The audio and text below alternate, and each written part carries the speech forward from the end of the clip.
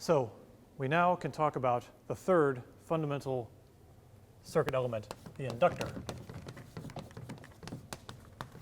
If I had to define the inductor, I would say it's Faraday's law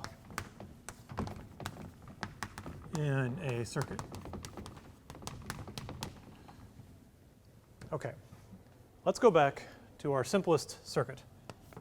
We had a battery, we had highly conductive wires, and then we had a resistor, and then more highly conductive wires like that. Okay? The battery creates some potential, causes things to flow. It creates an EMF, E bat. Okay? So one side is high potential, one side is low potential. The current flows from the high to the low, and it flows through the resistor, R, and we got a delta V, a potential drop across the resistor that is equal, actually, to E bat.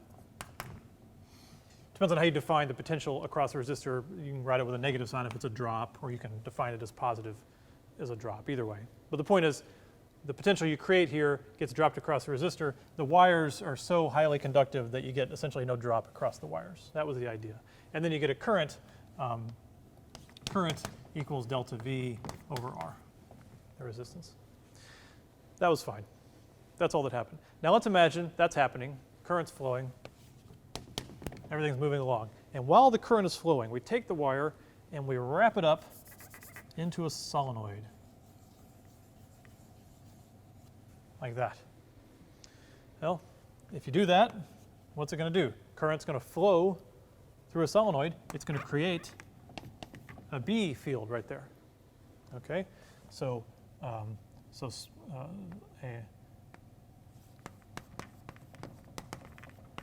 solenoid creates B in the circuit.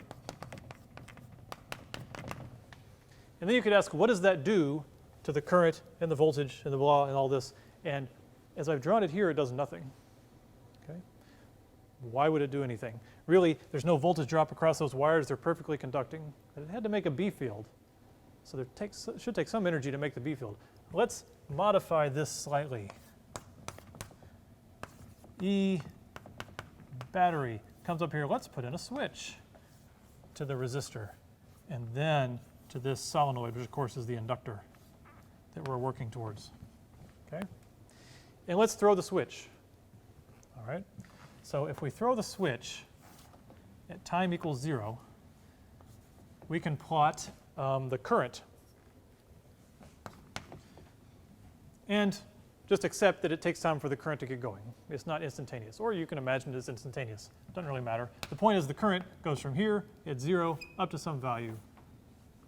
Up to, actually, it goes up to delta V E bat over R.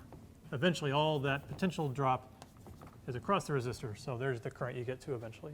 But it had to get there. It had to go from 0 to some current. It had to get going. So now let's plot the B field inside this is versus time. Let's plot the B field inside that little coil of wire we made in the circuit. All right. Well, the B field takes some time. While the current is building up, the B field has to build up to some constant value. Because the B field inside that coil is directly proportional to current. The more current you have, the more B you have. So here, now something is happening. Here we have a changing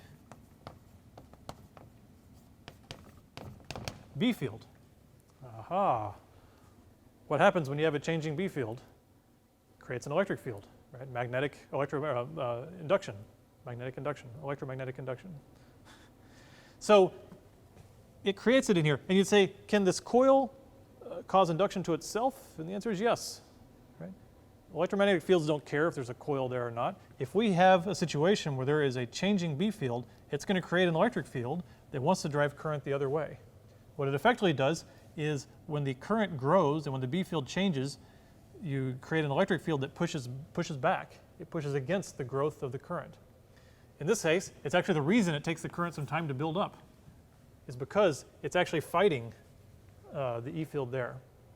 What really happens is your battery potential that you create doesn't all drop across the resistor right away. A lot of it drops across here. So this is how inductors get involved in circuits is they have potential drops across them when the current is changing. Once the current is steady, there's no potential drop. It's just when current is changing. So let's see how we work that into circuit analysis.